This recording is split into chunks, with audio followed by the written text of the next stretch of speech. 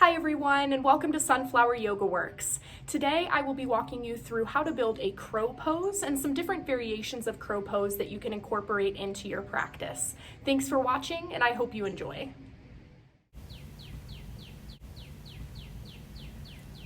All right, so the first step in building our crow pose is going to be to find a yogi squat position. So go ahead and take your toes and knees toward the corners of the mat.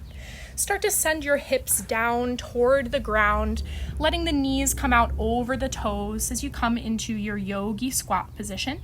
Bringing the elbows inside the knees, placing a little pressure there to get a nice stretch through the inner thigh and hip flexor. Starting to take some nice deep breaths here in your yogi squat. From this position, we'll go ahead and place our hands down on the mat in front of us. This will be the base of our crow pose, and where we'll be placing the majority of the weight of the body as we start to rock forward into this arm balance. So the hands are planted on the ground. Go ahead and lift the hips so that you can bring the knees up further on the back of the arm.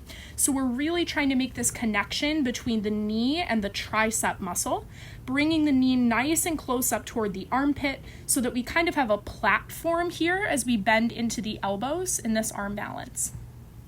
Once you have that knee to tricep connection, start to rock the weight forwards into the hands, beginning to get rid of your heels off of the ground. So you're coming up onto the balls of the feet. This gives you some height here, some leverage in your crow pose, and also starts to get you used to having the weight in the front part of the body here, really balancing closer to the hands.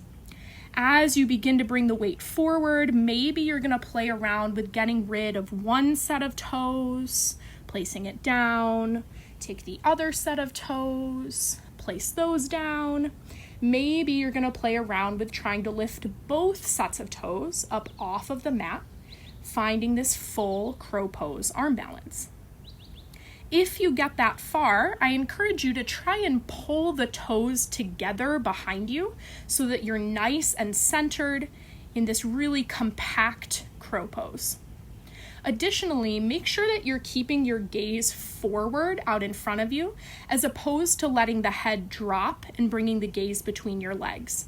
Keeping the gaze forward will really help you to use the head as a counterbalance here, with the weight of the head balancing out the weight of the lower body, keeping you nice and centered in this crow pose.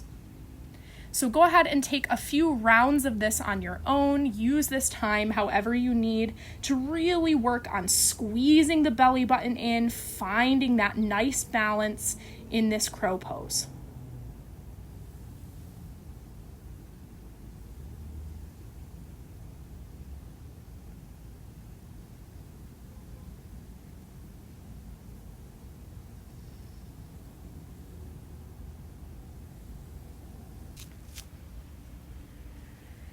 At the end of your next breath, go ahead and make your way back to a yogi squat position.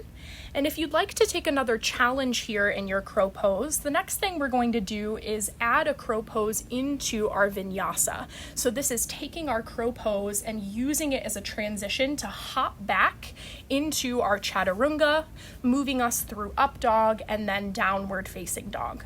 So if that is something that you would like to try today, we're going to once again go ahead and build our nice solid crow pose here, hugging the belly button in, making sure that you're breathing, finding some nice balance.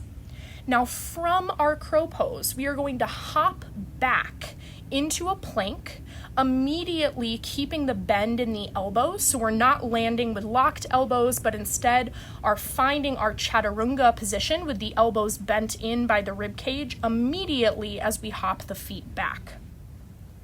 So take a big inhale here in your crow, and then exhale, hop the feet back to the far edge of the mat, immediately moving through your chaturanga, inhaling for up dog or cobra, and exhale back to downward facing dog.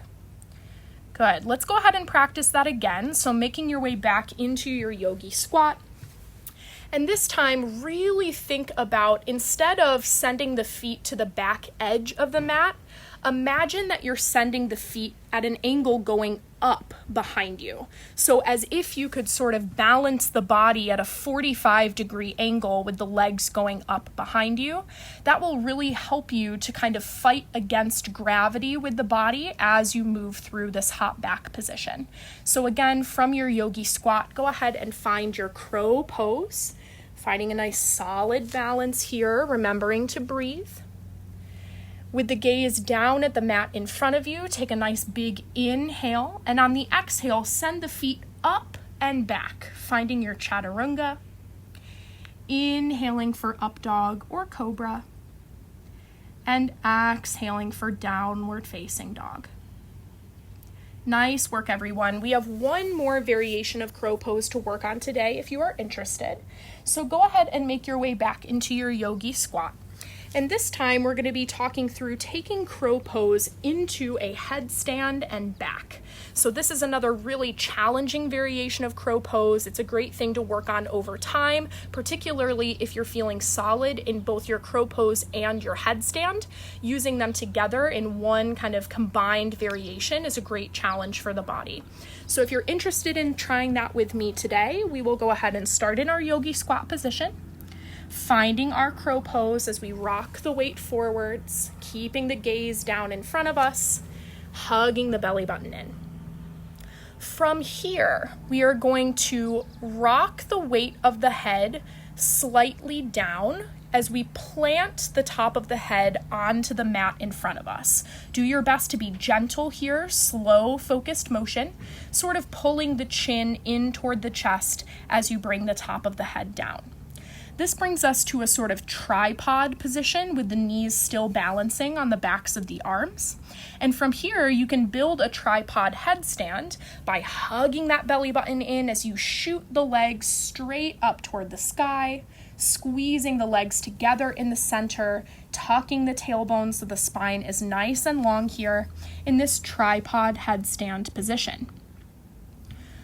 Once you've had some time to hang out in this headstand, maybe you're going to try and reverse the process by lowering the knees back down onto your arms, finding once again that tripod position.